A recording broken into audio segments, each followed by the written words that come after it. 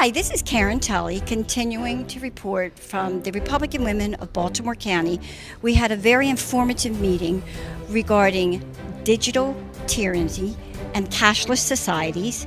We have an excellent speaker, Reggie Littlejohn, who is a Yale Law School graduate. She is president of the Women's Right Without Frontier, co-chair of the Stop Vaccine Passports Task Force.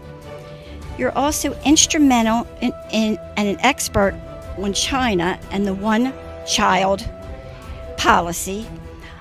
And also, Reggie, which I think is very important, you are a freedom fighter, and you are also, I guess you started the Sovereignty Coalition? Co-founder, yes. Co-founder, okay. Oh, you've also been featured in so many places I couldn't even keep up with it. Breitbart, OAN, Epoch Times, Washington Times, CNN, C-SPAN, and much more, and you've been a commentator on Fox News. So you certainly have the background to talk about this today. You have seen the evolution. What is China doing that is so dangerous to their nation? Well, China has something called a social credit system. And so what that is it's a way that they track everyone in every aspect of their lives. So they've got facial recognition, real-time geolocation. They track your social media posts, your internet search history, your internet spending history. They know where you live, where you work, your entire medical history, your criminal history. All of that is pulled together into a score. And if you have a high score, they will let you lead a normal life. And if you have a lower score, they will punish you.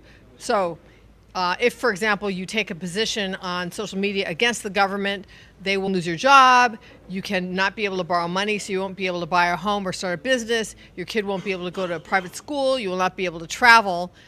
And if you keep it up, they will cut you off from your credit cards or your bank accounts so that you become paralyzed. And if you keep it up even beyond that, they can disappear you. And I became very concerned seeing that in China and seeing that it could come to the United States through the vaccine passport. That passport is really the infrastructure that China used in order to start to implement this. And you're seeing the same thing. That's your fear, that that's what they're going to be using it for in the United States. Well, actually, China's social credit system predated the vaccine passport. But the concern is that the vaccine passport or a smart health card or a digital health ID or a mandatory digital driver's license, any mandatory ID can support the infrastructure for the vaccine passport or the China social credit system, so that it can, which is a tool of mass surveillance and totalitarian control. So we at the Stop Vaccine Passports Task Force are doing everything we can to oppose this.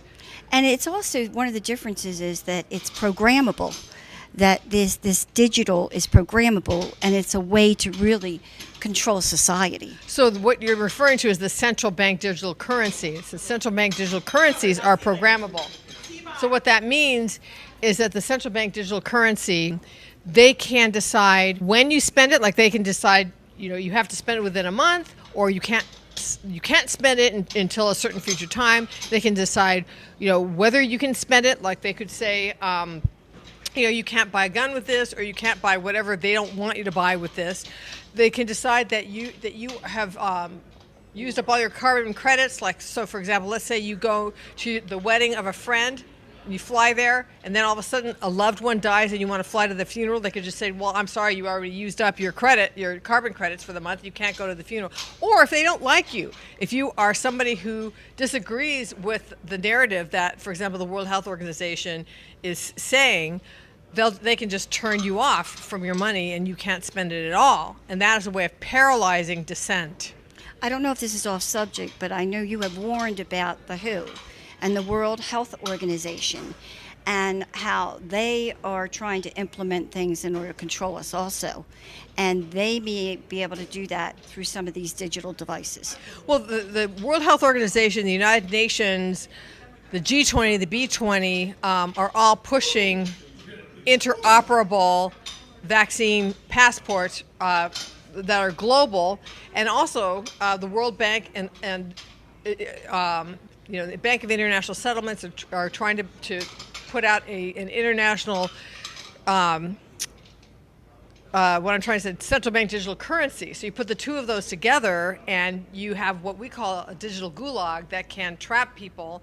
And we need to oppose this before that trap snaps shut, because once both of these are in place, there will be no more dissent. Because if you dissent, they'll just cut you off from your credit cards and your bank accounts. Just, and people don't think it could happen, but it started to happen in Canada. In Canada, they had the truckers' strike, where the truckers actually were opposing a vaccine mandate. So then the Canadian government shut the truckers and people who had donated to them from their credit cards and their bank accounts, and just destroyed the protest. Yeah, I feel like that we at the Stop Vaccine Passports Task Force did a good job in making the word vaccine passport be radioactive, so they stopped using that word.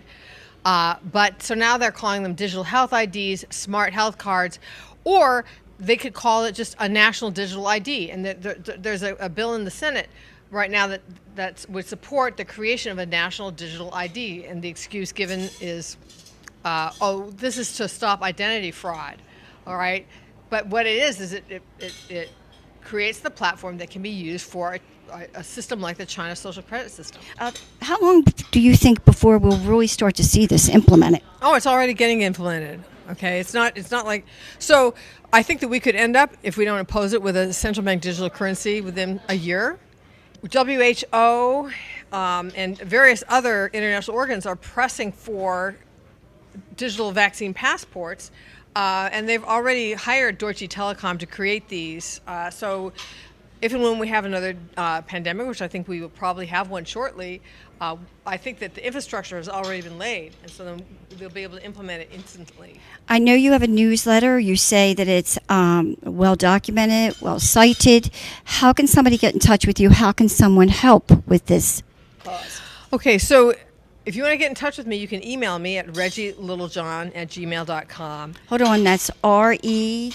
Why don't you spell it? Reggielittlejohn@gmail.com. Best thing would be to just email me, but you can also go to the Sovereignty Coalition and sign our declaration, which will alert your representatives as well that you oppose. Oh, great. That you believe that we should withdraw from the World Health Organization, and you oppose this globalist takeover. And I will include that information in the heading if anyone wants to contact you. I wanted to end with this. I've known you a while now, and I've read your bio, and it was just fascinating. And you, obviously, graduate of Yale, are a very, very, very intelligent woman. But I want to say your heart exceeds your intellect. Oh, you're so sweet. You are driven by fighting for freedom. Reggie truly is.